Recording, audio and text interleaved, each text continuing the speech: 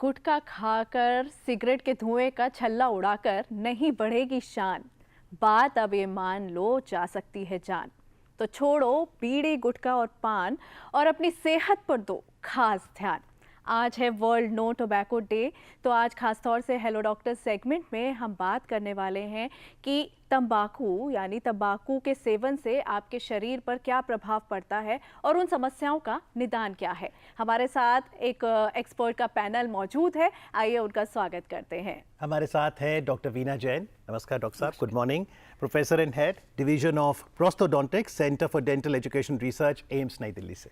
और हमारे साथ है डॉक्टर रोहित कुमार। नमस्कार, आपका भी स्वागत है।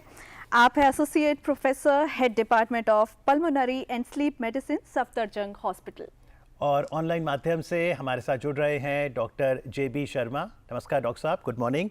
Director medical oncology, action cancer hospital, Paschim Vihar, New Delhi से। डॉक्टर शर्मा, मैं आप ही से शुरू करूंगा। सिगरेट के पैकेट पे लिखा रहता है कि सिगरेट लेना सेहत के लिए हानिकारक है, कैंसर हो सकता है।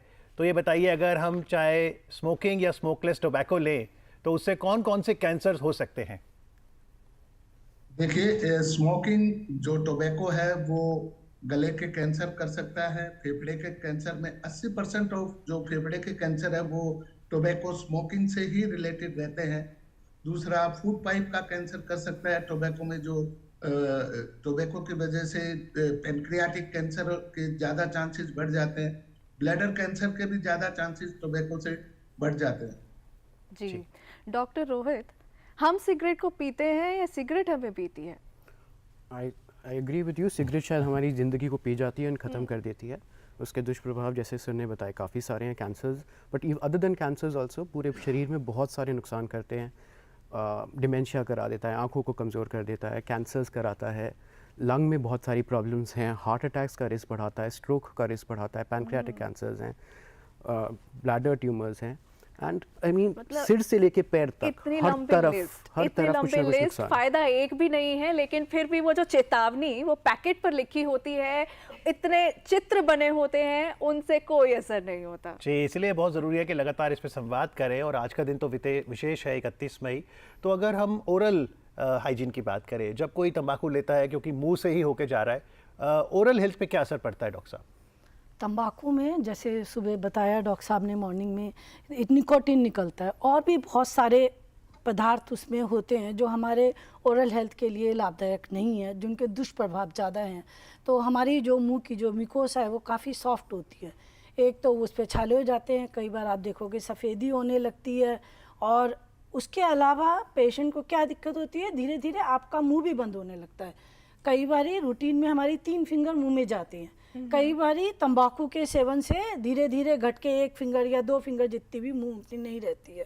पेशेंट कंप्लेंट करते हैं, खाने में भी दिक्कत होती है तंबाकू के से। जब ये मुंह खुलना बंद हो जाए या सफ़ेदी हो जाए तो मिर्चें बहुत ज़्यादा लगती है, पेशेंट को खाने में बहुत दिक्कत होती है। यानी खुद से पहचान सकता है ये व्यक्ति कि मुझे दिक्कत आ रही है, मुझे दिक्कत आ रही है। फिर जड़ें भी कमज़ोर होने लगती हैं, मसूड़े ढीले पड़ जाते हैं कई बार तंबाकू के सेवन से। जी, तो ये सारी दिक्कतें तंबाकू से होती है। जी डॉक्टर शर्मा, जो कोई कैंसर पेशेंट है और अगर वो स्मोकिंग से बहुत ज़्यादा एडिक्टेड है, तंबाकू, गुटखा, इन सब चीज़ों से बहुत एडिक्टेड है, तो उनके लिए कितना मुश्किल हो जाता है पूरे तरीके से क्योर कर पाना? तंबाकू के सेवन से जो एडिक्टेड हैं उनके लिए ऐसे, जैसे अभी सुबह डॉक्टर साहब ने गाइडलाइंस बताई हैं और हेल्पलाइन बताई है, उनका सहारा लेना पड़ेगा उनसे छुड़वाने के लिए। लेकिन जो बीमारी का और नुकसान कर चुके हैं, फॉर एग्जाम्पल जिनको अगर कोई 20 साल से भी स्मोकिंग कर रहा है, उनको लंग कैंसर का जनरल पब्लिक से तो हाई रिस्क रहता ही है, लेकिन ये रिस्क कम भी हो जाता है। अगर छोड़ने के बाद 10 साल के बाद ये रिस्क बराबर भी हो जाता है नॉर्मल जनरल पब्लिक के। तो इसको छोड़ना बहुत इंपॉर्टेंट है कैंसर प्रिवेंशन के लिए। जी, और यदि आप भी आज इस विषय पर डॉक्टर साहब से कोई सवाल करना चाहें तो हमारे स्टूडियो का नंबर नोट करें। 011 दिल्ली का STD कोड है और नंबर है 23097532। 011 is our code and number is 23097532. The number is 011, the Delhi STD code 23097532। Doctor Rohit, खासतौर पे फेफड़ों की बात करें तो अगर मान लीजिए किसी ने सिगरेट पी, धुएं का असर क्या पड़ता है फूड पाइप से लेकर फेफड़ों पर? जो जैसे ई सिगरेट लेता है कोई, जी। तो इमीडिएटली जो स्मोक अंदर जाता है, it acts as a very strong irritant. In fact जिनको आदत नहीं है तो सबसे पहले तो वो खांसना खांसी शुरू कर आती है। देते हैं। And the other problem is, एक होता है शॉर्ट टर्म, एक होता है लॉन्ग टर्म। शॉर्ट टर्म में हो गया जैसे किसी को एस्थमा है, उसको एक ट्रिगर की तरह एक्ट करेगा, उसको भी नुकसान कराएगा, थोड़ा कफ कराएगा, वहाँ के जो सिक्रीशंस हैं वो बढ़ा देगा, वहाँ पे जो म्यूकोसिलरी एस्केलेटर है उसको रोकता है, जिसकी वजह से सिक्रीशंस क्लियर आउट करने में प्रॉब्लम होती है। लॉन्ग टर्म आप देखिए लंग हेल्थ पे इसका इफेक्ट ये होता है कि COPD वाली बीमारियाँ आ जाती हैं, that is smoking related ILDs, वो हो जाती हैं। इसमें क्या होता है कि लंग हल्के हल्के वीक हो जाता है, सांस की नली में सूजन आ जाती है, सांस लेने में दिक्कत आती है, and cancers and death that is also there. तो यू नो अगर आप देखिए पूरा एक स्पेक्ट्रम है from a very small cough to death. And death को अलग भी रख दीजिए, for a patient to live all his life with the sensation of breathlessness, उसको सांस लेने में पूरी ज़िंदगी दिक्कत होती है। क्वालिटी ऑफ लाइफ भी बहुत इफेक्ट करता है। जी। जब हम अपनी डेंटल हेल्थ की बात करें, आजकल जैसे बहुत यंग एज में शुरुआत कर देते हैं सब इस तरीके की आदतों की, तो क्या इम्पैक्ट लॉन्गर टर्म में देखने को मिलता है और किस तरीके से निजात पाया जा सकता है? तंबाकू का सेवन अगर बहुत समय तक करा जाए, चाहे वो स्मोक वाला हो चाहे स्मोकलेस है, जब पेशेंट लंबे समय तक तंबाकू खाते हैं तो मुंह की म्यूकोसा में फाइब्रोसिस हो जाती है। फाइब्रोसिस होने से हमारा माउथ ओपनिंग बहुत कम हो जाता है। अच्छा। फिर खाना खाने में भी दिक्कत होती है। और दूसरी बड़ी दिक्कत क्या होती है, जो सफ़ेदी मुंह में मैंने भी बताया हो जाती है, अगर उसको भी समय रहते हुए इलाज ना करा जाए और हम तंबाकू के सेवन को कंटिन्यू रखते हैं तो वो बाद में, इनको हम प्री कैंसरस लीजन कहते हैं वाइट वालों को, समय रहते हुए अगर दवाई ली जाए, उन्हें छोड़ दिया जाए हैबिट को, तो ये स्लोली से हो जाते हैं। वैसे टाइम बहुत लगता है, लेकिन अगर कंटिन्यू करो तो फिर हमारा जो है ये कैंसर में भी कन्वर्ट होने का इनको डर जी। रहता है। डॉक्टर साहब महाराष्ट्र चलते हैं, संजय जी हैं फोन लाइन पर। Hello, good morning. जी, जी। नमस्कार।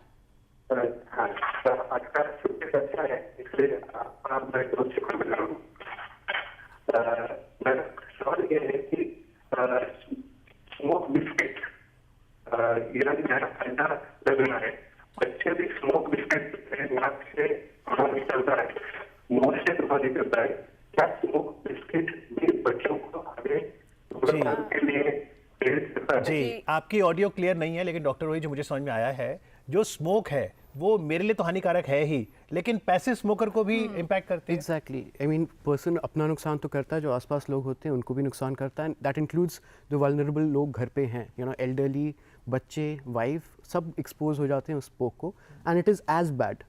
आई मीन ऐसा नहीं है कि जो पहला प्राइमरी स्मोकर है उसको होगा, the second hand smoke is as bad as what he is तो एक्सपोज्ड मतलब मेरे आसपास अगर कोई स्मोक कर रहा है, मेरा कोई फैमिली मेंबर, तो जितना प्रभाव उनके लंग्स पर पड़ रहा है, उनकी सेहत पर पड़ रहा है, उतना वही ही वही बुरा हालात, इफेक्ट तो आप पे मुझे भी देखकर पड़ भी रहा है। ऐसा लगेगा कि मैं भी स्मोकर हूँ। Exactly, and in fact there is something known as third hand smoke. जो स्मोक होता है वो सेटल कर जाता है यू नो आपके फर्नीचर पे। Okay. तो बच्चे कभी अगर कुछ यू नो टॉयज खेल रहे हैं या फ्लोर पे हैं तो they get expose to even a higher और वो स्मेल कंसंट्रेशन। भी इतना समय रहती है बहुत रूम में, horrible. It actually gets to you Yeah. No.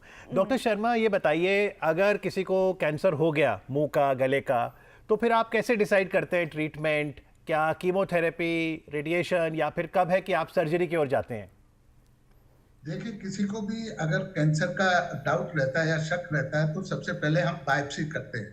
Biopsy से उसको कंफर्म किया जाता है कि ये कौन से टाइप का कैंसर है। अगर ये गले का कैंसर है तो कौन सी स्टेज में है।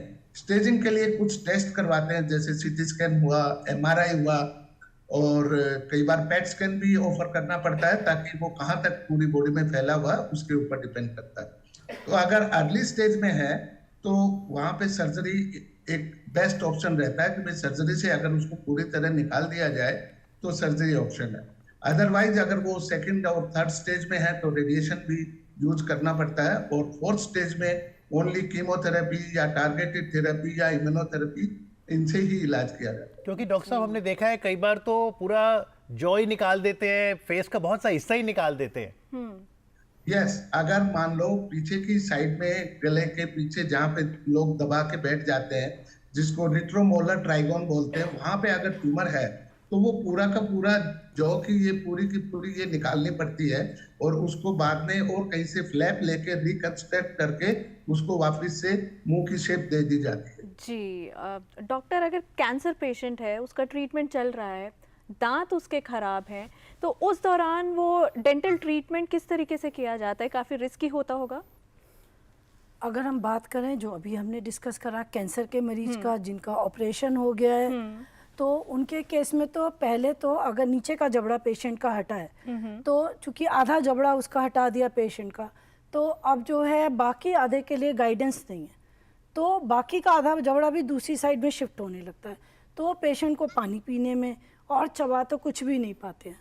तो सबसे पहले तो हमें जो ऐसे केसेस में ट्रीटमेंट करना है वो ये कि जो बचे हुए दांत हैं और उनका जॉ है वो अलाइनमेंट सही हो जाए, जिससे at least they will eat from the other side. तो उसके लिए हम लोग अप्लायंस बनाते हैं जिसको हम मैंडिबुलर गाइडेंस अप्लायंस कहते हैं। अगर तो वो बनाने से अगर पेशेंट जल्दी आ जाता है इलाज कराने तो 1.5-2 महीने में भी वो अलाइनमेंट जाता है। कई बार ये पेशेंट बहुत लेट आते हैं, साल में, 6 महीने में और 1.5 साल में, तो उतना ही ज़्यादा टाइम लगता है उसको रीअलाइन लेने में क्योंकि मसल्स टाइट हो तो जाते हैं। डॉक्टर साहब ये अक्सर लोअर जॉ के केसेस होते हैं या फिर अपर जॉ में भी प्रॉब्लम आ जाती है? दोनों में होते हैं, अपर जॉ में भी होता है, कई बार ही अपर जॉ में यहाँ हमारे 2 मैग्जिला हैं, कई बार एक मैग्जिला निकालते हैं या एक मैग्जिला का थोड़ा सा हिस्सा, कई बार दोनों मैग्जिला, ऐसे डिपेंड करता है कितना कैंसर उसके मुंह में है जी। तो उसके हिसाब से अगर कैंसर के बाद कई केस में तो अगर जैसे डॉक्टर साहब ने बताया अर्ली स्टेज में है और फैला नहीं है तो सर्जिकल ऑपरेशन के बाद सर्जरी से उस हिस्से को वापस बना देते हैं। कई बारी मैग्जिला निकाल दिया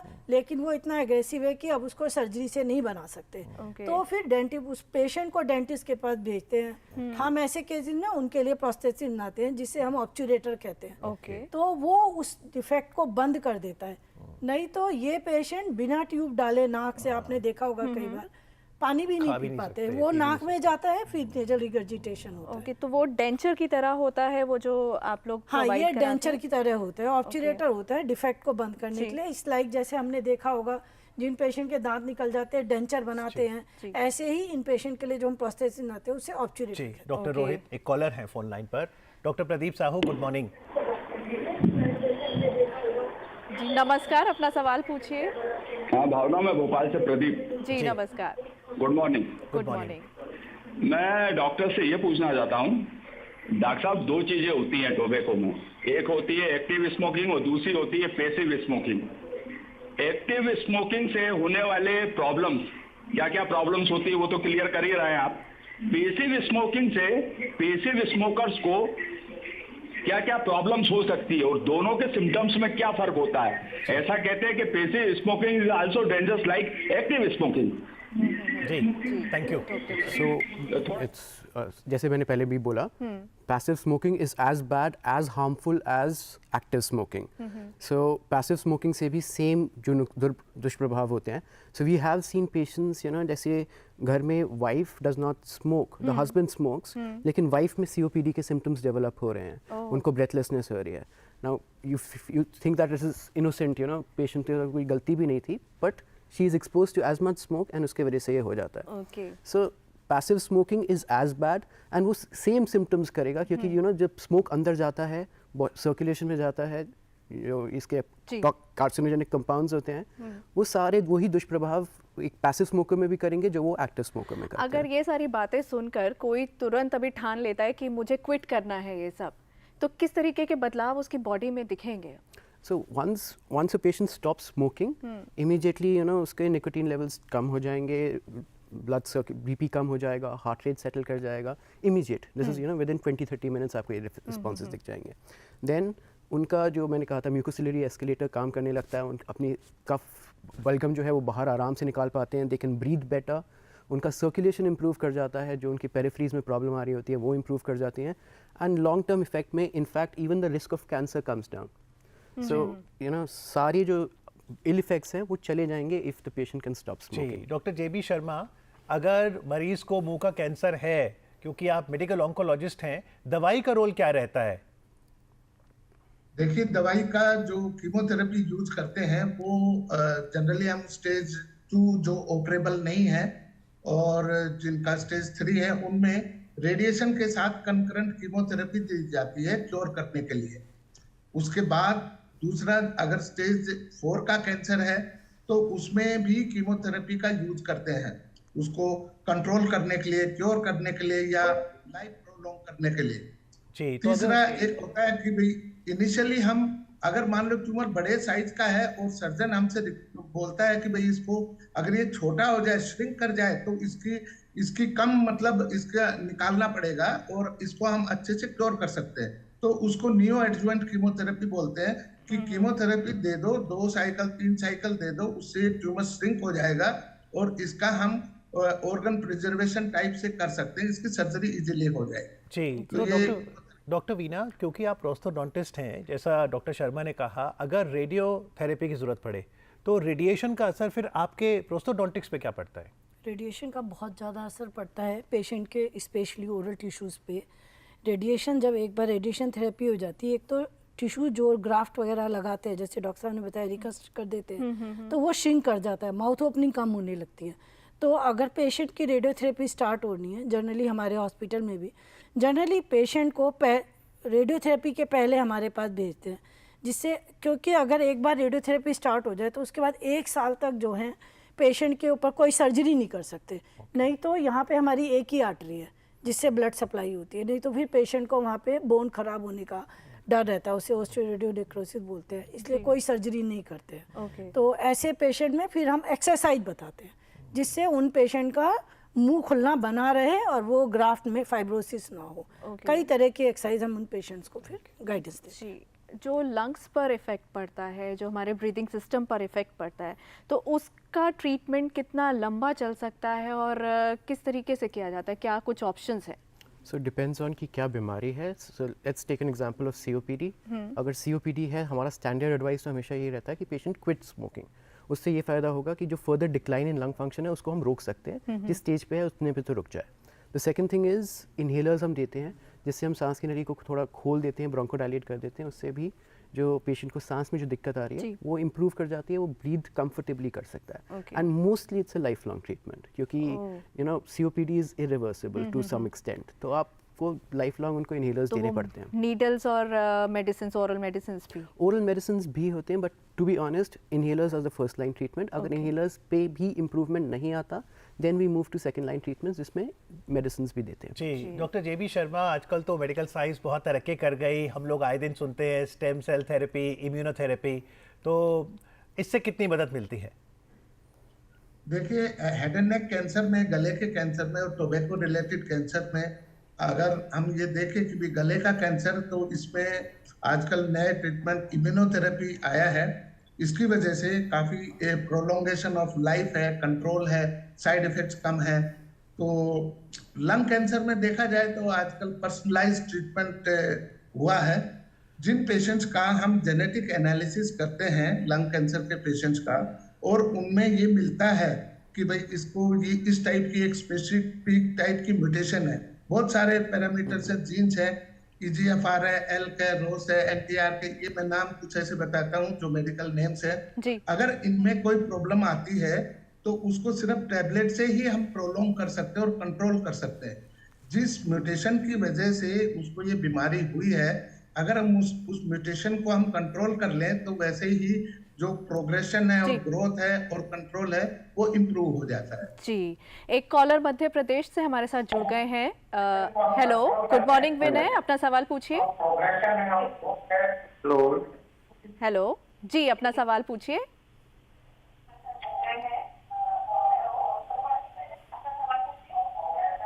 आपने टीवी का वॉल्यूम कम कर लीजिए प्लीज और जल्दी से अपना सवाल पूछिए। हेलो जी, ये मैं ये जानना चाहता हूँ, ये गले में गांठ का कैसे इलाज किया जाए? जी डॉक्टर साहब, गले में गांठ भी बन सकती है? तो जानना पड़ेगा किस कारण ये गांठ है। I mean I have to बिना एग्जामिनेशन के इनको एक डॉक्टर से मिलना चाहिए इमीडिएटली। बट गांठ कई तरीके की हो सकती है, from benign to a malignant cause.